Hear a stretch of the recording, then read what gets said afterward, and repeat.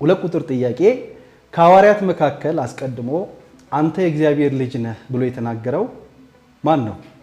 ሀ ቅዱስ ጴጥሮስ፣ ለ ቅዱስ ናትናኤል፣ አመርሃ ቅዱስ ቶማስ፣ መ ቅዱስ ፊልጶስ።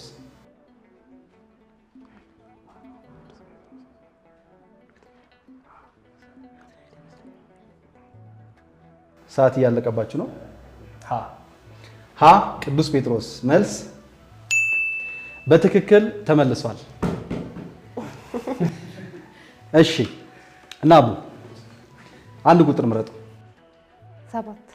7 ኢየሱስ የሚለው ስም ትርጓሜው ምንድን ነው? ሀ መድኃኒት፣ ለ ጌታ፣ ሐመርዋ ንጉስ፣ መ መሲህ። ሀ መድኃኒት መልስ ሀ መድኃኒት በትክክል ተመልሷል። ሞራል አሰጣቸውም እንዴ ነው መልስ። ጥያቄ ቁጥር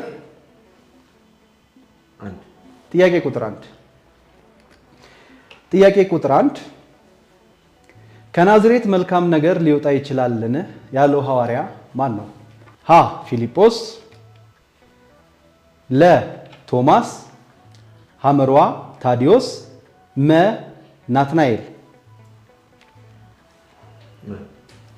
መ ናትናኤል መልስ መ ናትናኤል በትክክል ተመልሷል። እና አቡ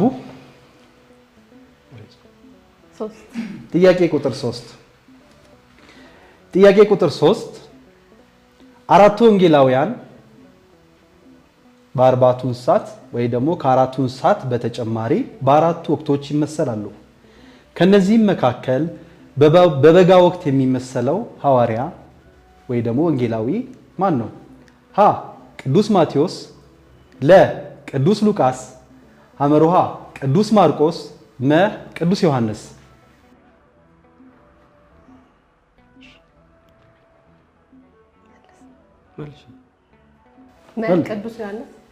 መ ቅዱስ ዮሐንስ መልስ በትክክል አልተመለሰም። ሀ ቅዱስ ማቴዎስ ወይ ደግሞ መቅድመ ወንጌል የሚባለው ማለት ነው።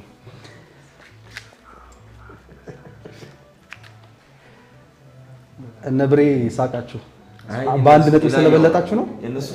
እሺ እኛም መሞከር ነው። እሺ ቁጥር ምረጡ። ቁጥር 4 ጥያቄ ቁጥር 4 ከሚከተሉት ውስጥ የመንፈስ ቅዱስ ምሳሌ ያልሆነው የትኛው ነው? ሀ ርግብ ወይም ደግሞ እርግብ፣ ለ እሳት፣ ሐመርዋ ነፋስ፣ መ በግ። መ በግ መልስ በትክክል ተመልሷል። እና አቡ ጥያቄ ቁጥር 6 ዕጣን በቤተ ክርስቲያን ያለው ምሳሌነት ሀ የቅዱሳን ጸሎት መዓዛ ነው፣ ለ የተስፋ መንግስተ ሰማያት ምሳሌ ነው፣ ሐመርሃ የእመቤታችን ምሳሌ ነው፣ መ ሁሉም መልስ ይሆናሉ።